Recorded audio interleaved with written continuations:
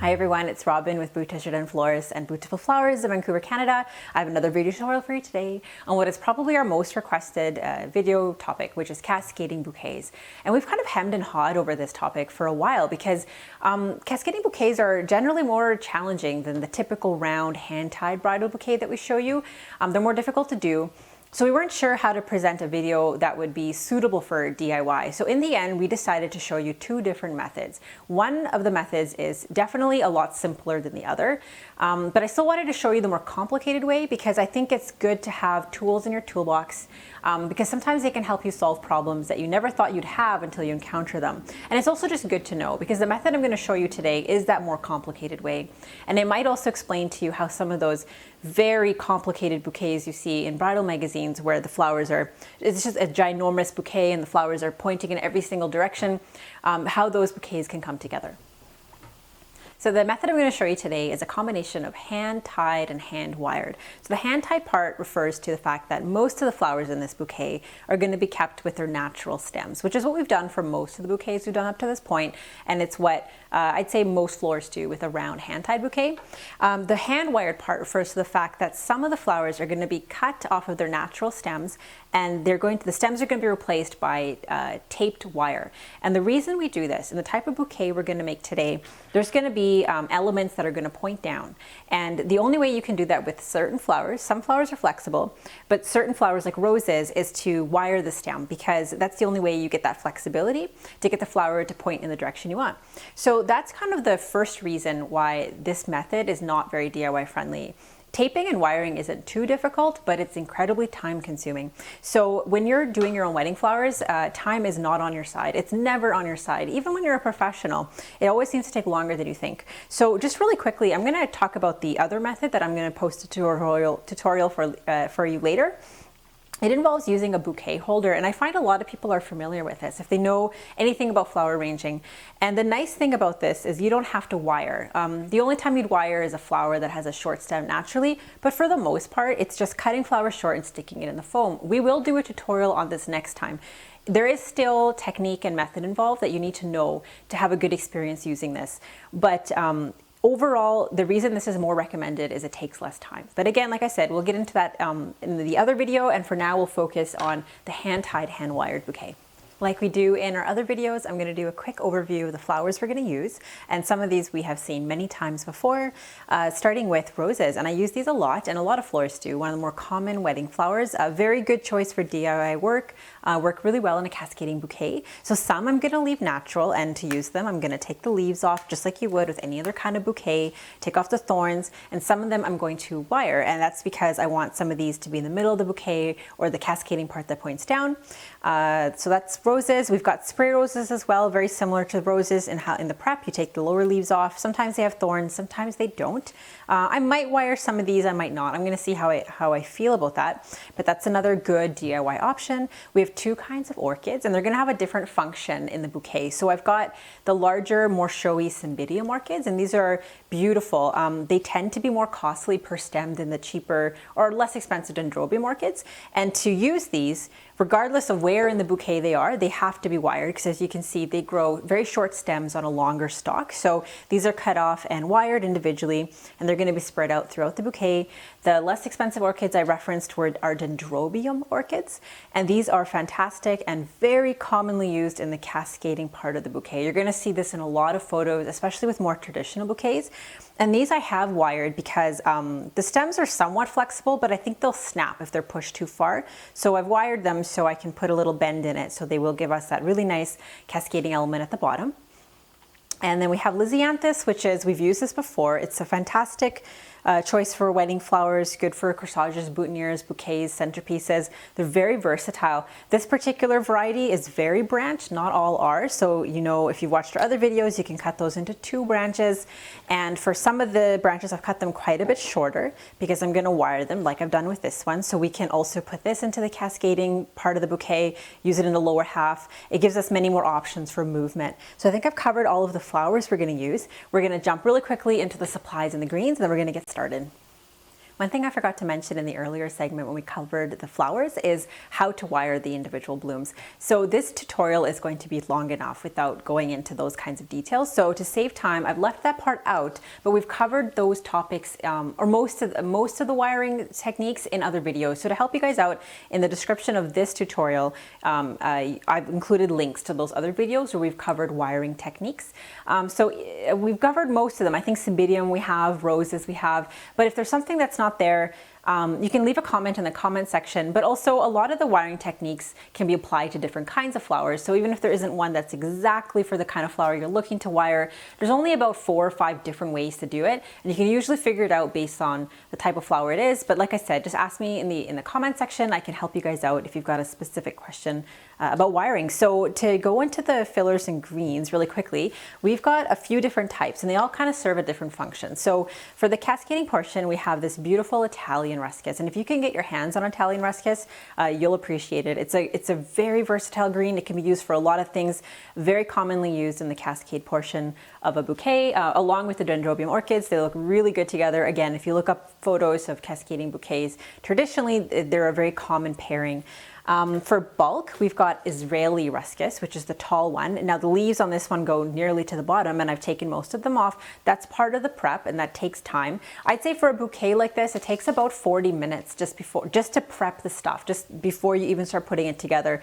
Again, very time consuming and a reason why they're not DIY friendly and a reason why they tend to be expensive if you do hire someone to make it. It's so labor intensive. But yes, sorry, back on that. So the Israeli ruscus, really good for bulk. We've got some springieri, and this is mostly just for some texture. It's got sort of a fuzziness to it. It also works really well in a cascade. You don't need to use it. You can substitute, and we'll talk a little bit about that at the in the end of this segment. It does have little thorns on it, so it's not the easiest green to work with. But I like it. I like it in a bouquet like this. We have, for texture, seeded eucalyptus. The little seeds on it look really, really nice in a bouquet like this. For filler, we have wax flower, which we've used before, and to work with this, you do this, and it should be second nature by now if you guys have been watching our other tutorials. You take all the little side branches. You want this completely clean when you work. You do not want messy bits on here. It doesn't look professional. It's hard to work with. And of course, you know this as well if you've been watching our other videos, whenever you have little side branches like this, and you don't need it in the bouquet, you snip it and you put it in a container in the fridge or a cup of water, and you use this in a boutonniere. That is how you stretch an expensive filler like wax flower. That's what florists do. Professionals do it all the time, and you should as well, because if you're like most people looking to DIY, you're looking to keep your costs down, and that's one of the main ways you do it. The second type of filler we have, which we may have worked with, I don't remember, we do it in the other cascading video, is Queen Anne's lace. It's very popular. It's trending right now. It's costly for the amount that you get. It's rather expensive. And it is also multi-branch, so you can snip the branches. It's also a filler. Of all the different types of fillers, it wilts the fastest. It does not stand up when it's outside of water. It does not like heat. So that's something to consider if you're worried about any part of your bouquet wilting on your wedding day. Other than that, it's gorgeous in a bouquet like this. It's really one of the prettiest, most delicate fillers. Oh yeah, my word on substitution is I know that you can't get all of these flowers and fillers and greens in your market necessarily. So when you're looking for subs, you just want to consider the function. So for the cascading portion, you want a part of some greenery that drapes. For bulk, some greenery that has a lot of mass to it. Any kind of greenery that has like little needly, sort of feathery leaves on it, or seeds or berries, that adds texture. So just you can make substitutes for those kinds of functions, and generally it works out. But I will say, if you can get your hands on Italian ruscus, it is one of the easiest greens to work with. So if you can, that's a great choice for the cascade portion. You can't go wrong. I think and the supplies. So before we start the bouquet itself, the supplies, the standard stuff we use for all bouquets. So there's the waterproof tape, or I think it's Oasis waterproof tape or strapping tape to bind the bouquet. We've got the regular non-sticky floral tape that's typically used in boutonnieres, and this is for the wiring and taping portion. We have wire. Now for this kind of work, because you're wiring things like standard roses and Cymbidium orchids, these are big flowers. So you want a thicker wire, like an 18 to 22. If you don't have an 18 to 22, you can use 26 gauge or 28, which is what I did because I forgot my 20 gauge at my workshop. So I just used more of the thinner wire. So for each rose head, instead of using like 2 20 gauge, I used, I think it was like 6 26. So you can just double, triple, quadruple up until you get that the strength that you need. And you want it strong enough to hold the flower head up, but still be flexible. So we've got the ribbon, which we use in pretty much all bouquets to bind, like at the very end, to put a little decorative finish on it.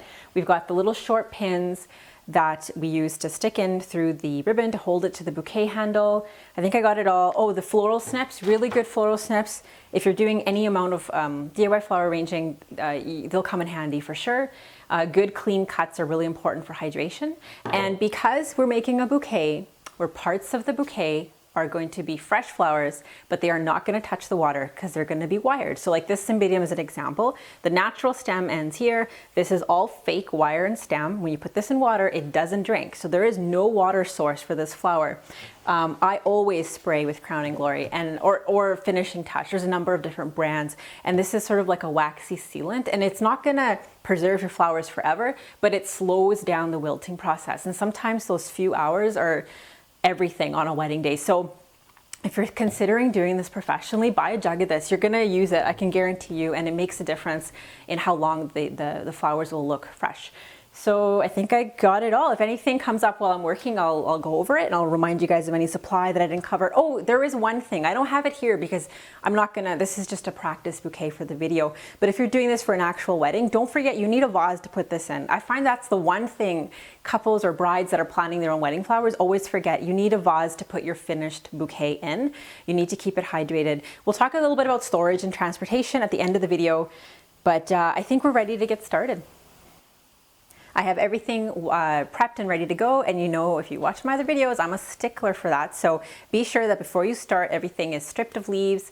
It's clean, the stems are clean. If you have to wire anything, it's wired, it's ready to go, because when you start working, you only have one free hand, and trying to open a package of flowers or cut elastic or take off lower leaves is really difficult to do with just one free hand. So you want to make sure your prep is ready before you begin. Getting started on a bouquet like this can be challenging. Like, where do you start? How do you know what to put together? And I'm going to give you a couple of tips that'll hopefully help. One that we've covered in, I think it was a ceremony arrangement we made that was mixed flowers, is that when you make an arrangement that is of mixed flowers, so there's different sizes, you want to have the smallest or tightest flowers at the top, and near the middle or the bottom of the bouquet is where the biggest flowers are. And the reason is usually the middle of the bouquet is where the focal point is. So in that case, you want sort of the showiest, biggest blooms at that part. So I'll show you an example. So we've got 2 Vendula roses, and you can, I hope it's coming across on camera. One is bigger than the other. So this tighter flower, in fact, I might even take a couple of petals off to make it even tighter, is gonna go near the top of the bouquet. And the more open bloom is gonna go near the middle, because again, that's the focal point. So it's a design rule that kind of works well with what we like to see. It just flows better. It makes a lot of sense. And sometimes that is the difference between something that looks amateur and something that looks professional, is that flow, following those sorts of design principles. So that's one thing that'll help, hopefully. Other than that, it's for me, I don't find them too difficult to get started with. One thing that I always find, like, I don't even intentionally do this, I just find they always end up one-sided. I very rarely do a hand-tied, hand-wired cascading bouquet. They're just too labor-intensive. But the few times I've done it, it tends to be all on one side, so it's kind of a flat bouquet. And you will find when you do it, that's an easier bouquet to make. So to get started, I would just start with like a rose. I'd couple it with some Israeli ruscus. Keep your balance and your proportion. One of the giveaways of amateur or DIY work is when folks don't prep their flowers well enough, so the bits are sticking out too far. And one of the things you're going to learn when you work is you can be very aggressive and take off leaves. You can cut stems shorter. You can cut side branches off. Even when the overall look is rustic and kind of wild looking, you never want to lose control. But that's deceiving, because it can be too easy to look at an inspiration picture that looks really wild and think it's just stuff that's been gathered together. But I guarantee you, the florist that made it place the items in there very specifically. So just keep control. Everything is proportionate. Nothing is sticking out all by itself.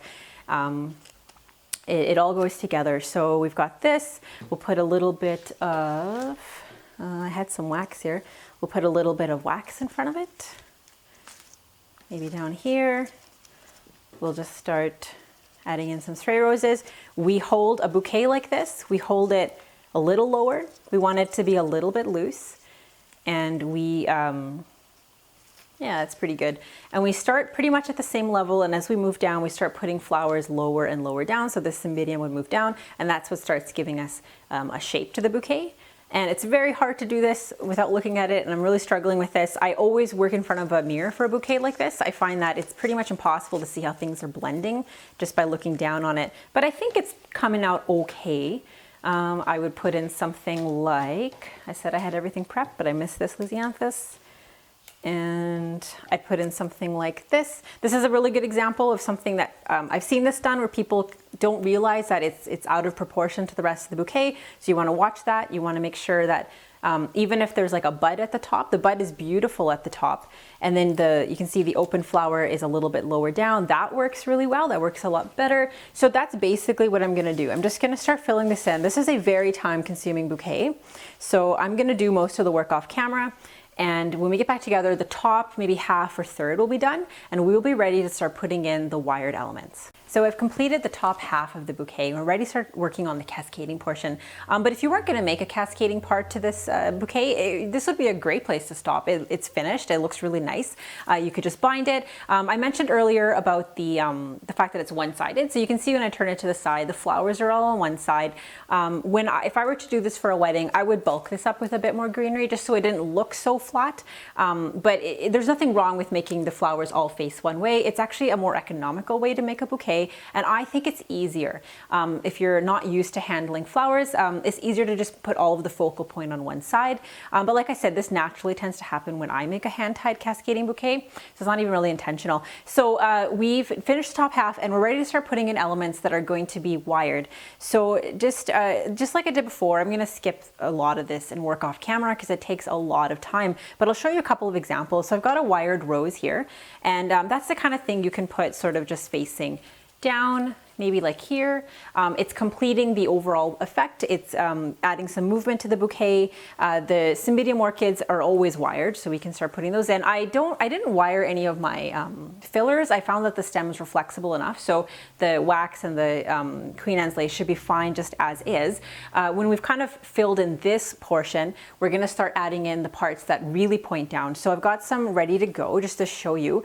And I just wanted to, I'm gonna repeat myself here, and I know I do this, but it's because there's certain points that I really want to drive home. So for the cascading portion, I've got some really lovely dendrobium orchids and some Italian ruscus. So that's going to be the part that points down, and we're going to fill this in. It's going to look really, really good.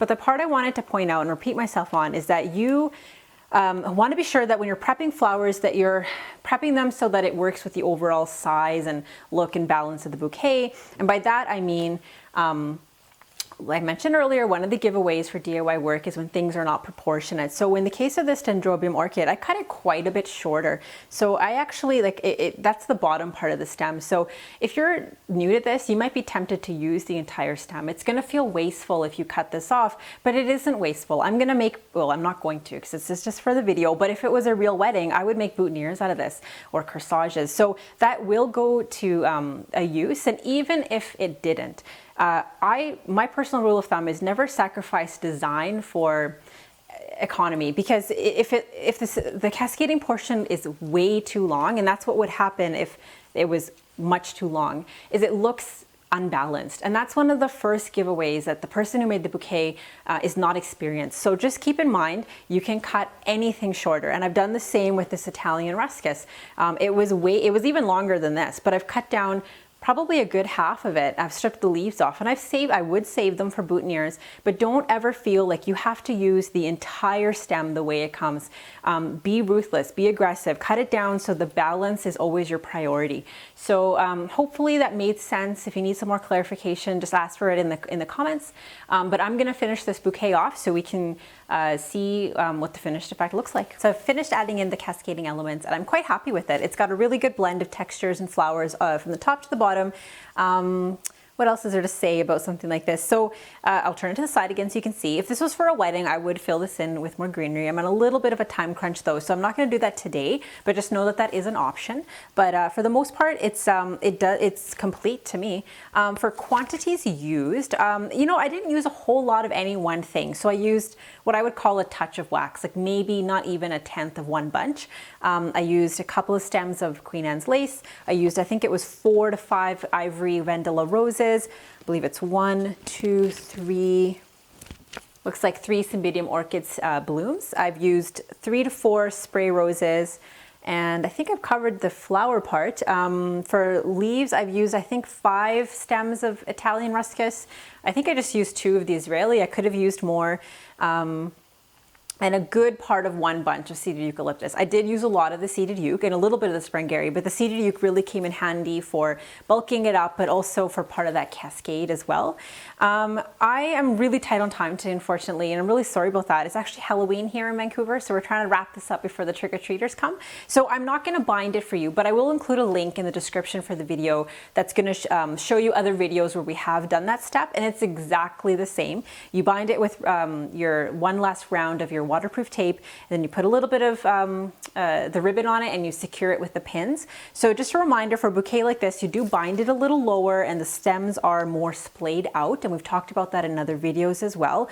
The last thing I absolutely do want to mention, I don't want to leave this part out, is the storage. So one of the things that's complicated about making a bouquet like this is not all of the stems are in water now, because some of them have been wired. So you have to refrigerate this bouquet, because you know from our other videos that you want to do this work 1 to 2 days before the wedding. You don't ever do something like this the day of the wedding. You would be in a very, very stressful situation if you wanted to do a cascading bouquet the day of. So because there's no water source for some of these flowers, it goes in the fridge, and that is a complication. So you have to be sure that you have room in your fridge. Ideally, you'll spray it with Crowning Glory. For transportation, it's not very difficult to transport because it's not very big, but just keep in mind that you, because of the cascading part of it, it might be a little bit trickier to put in a box or to put in a vase, but for the most part, it's not a challenge to transport. I think I got it all. As always, questions in the comment section are great. I'll do my best to get to you, to get back to you guys. I think that's all. Thanks, guys, and see you next time.